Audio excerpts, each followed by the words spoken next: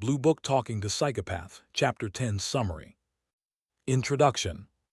In Chapter 10, Christopher Berry brings together the psychological insights gathered throughout the book and reflects on the deeper meaning of his interviews with violent psychopaths.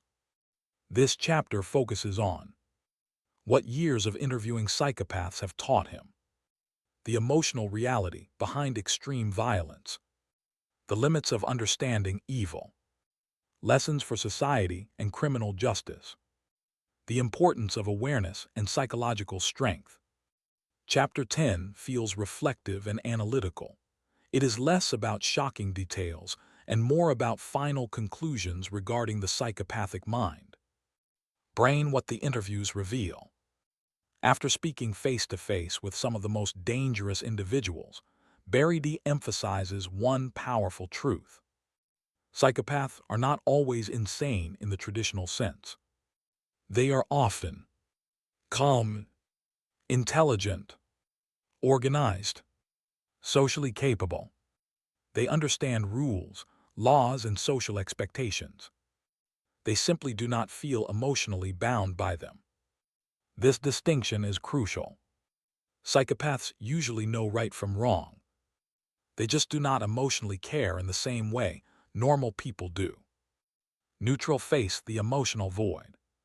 Chapter 10 reinforces the core theme of the entire book, emotional emptiness. Berry reflects that the most disturbing part of his interviews was not aggression or shouting. It was calm storytelling of violent acts, lack of visible guilt, absence of remorse, indifference toward victims. This emotional void separates psychopaths from most other offenders. A typical criminal may act out of anger or desperation. A psychopath often acts out of control, curiosity, power, stimulation. Without emotional depth, moral boundaries become weak. Performing art's the mask of normality. The author reminds readers that many psychopaths successfully hide in society. They may appear friendly, polite, successful, responsible. Some maintain relationships, jobs, and community roles while hiding violent tendencies. This dual existence shows how dangerous superficial judgments can be. Evil does not always look frightening. Sometimes it looks ordinary. Direct hit control as a central motivation. Throughout Chapter 10, control remains a central concept. Berry explains that many offenders describe the moment of control as empowering, satisfying, dominating. For them, the crime is less about physical violence and more about psychological superiority.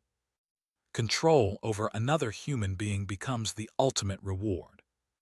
This helps explain why some offenders repeat their behavior. The emotional reward of dominance is strong. Balance can psychopaths change? Chapter 10 revisits the difficult question of change. Berry suggests behavioral improvement is possible in controlled environments. Emotional transformation is rare. Some psychopaths learn to imitate empathy. True conscience development is extremely difficult. He emphasizes that society must be realistic. Hope for reform is important, but blind trust can be dangerous. Understanding psychopathy requires caution. Jigsaw the psychological cost of studying evil. Berry also reflects on the personal cost of his work.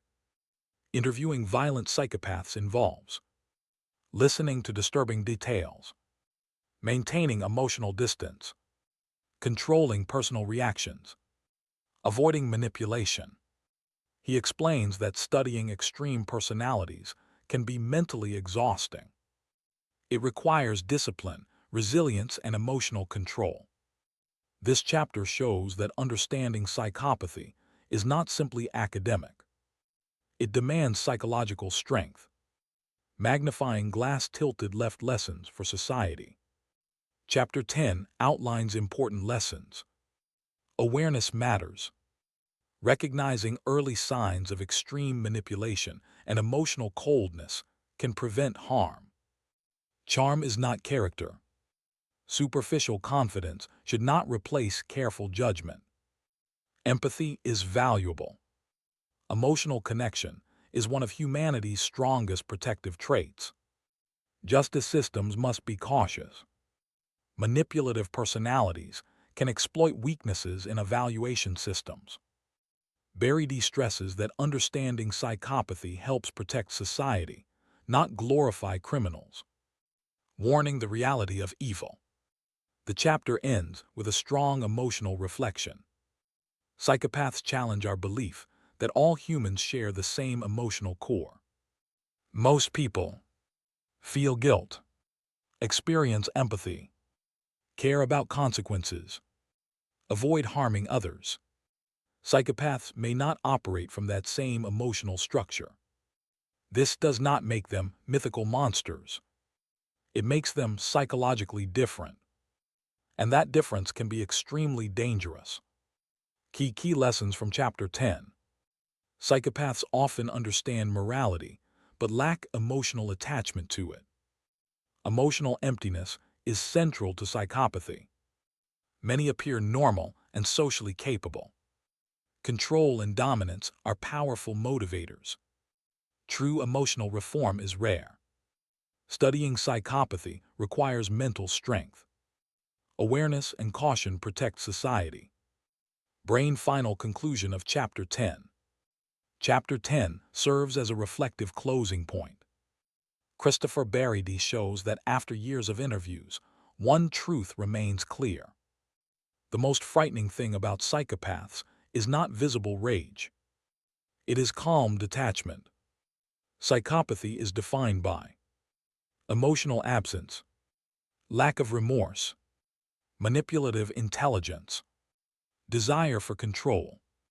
Understanding this reality allows society to improve prevention, strengthen evaluation systems, protect vulnerable individuals.